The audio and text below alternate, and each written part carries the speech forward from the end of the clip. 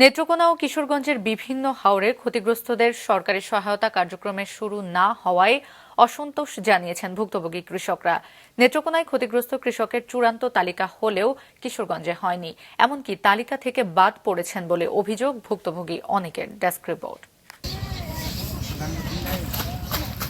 নেত্রকোনায় উপজেলা নির্বাহী কর্মকর্তা, কৃষি কর্মকর্তা এবং প্রকল্প বাস্তবায়ন কর্মকর্তার সমন্বিত কমিটি থেকে পাওয়া তালিকা যাচাই বাছাই করে সাম্প্রতিক বন্যায় ক্ষতিগ্রস্ত কৃষকদের চূড়ান্ত তালিকা প্রকাশ করেছে জেলা প্রশাসন। ওই তালিকা অনুযায়ী বন্যায় জেলার হাওড়াঞ্চলে ক্ষতিগ্রস্ত কৃষকের সংখ্যা ৫৭,৪১৩ জন। তবে ওই তালিকা নিয়ে বিভ্রান্তি ও অসন্তোষ প্রকাশ করেছেন ভুক্তভোগী অনেক কৃষক।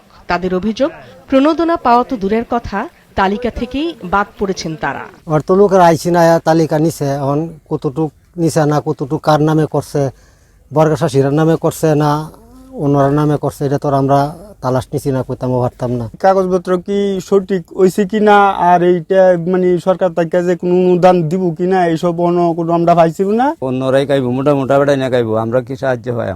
আমরা নাম টাম কেউ নিছে না। আমরা ক্ষতিগ্রস্ত হয়েছি, এই ক্ষতিগ্রস্ত হইতে আমরা সরকার দেওয়ানোর কথা, আমরা তো তালিকাতে নাম ওঠা নাই, আমরা পাইও নাই।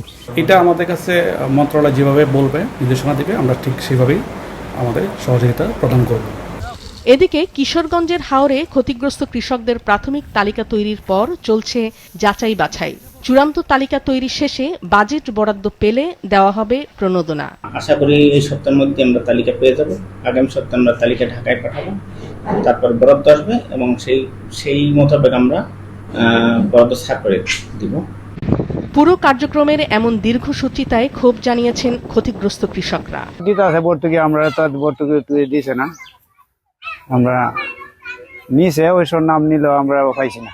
চেয়ারম্যান আছে, মেম্বার আছে, আরো অন্য যারা আছে, কোনজনই আমাদের কাছে এখন পর্যন্ত আসে নাই। তালিকাতে আমরা চেষ্টা করেছি ক্ষতিগ্রস্ত কোনো কৃষক যাতে না বাদ পড়ে, এবং এই তালিকায় উপজেলা ত্রাণ ও পুনর্বাসন কমিটির নিকট এখন জমা দেওয়া হয়েছে। তারা পরবর্তীতে এগুলো মন্ত্রণালয়ে প্রেরণ করবে। গেল মাসে পাহাড়ি ঢল ও ভারী বৃষ্টিতে নেত্রকোনায় প্রায় ১৭,০০০ এবং কিশোরগঞ্জে প্রায় ১৫,০০০ হেক্টর জমির ধান ক্ষতিগ্রস্ত হয়েছে। নাদিয়া আফরিন, মাছরাঙা নিউজ ডেস্ক।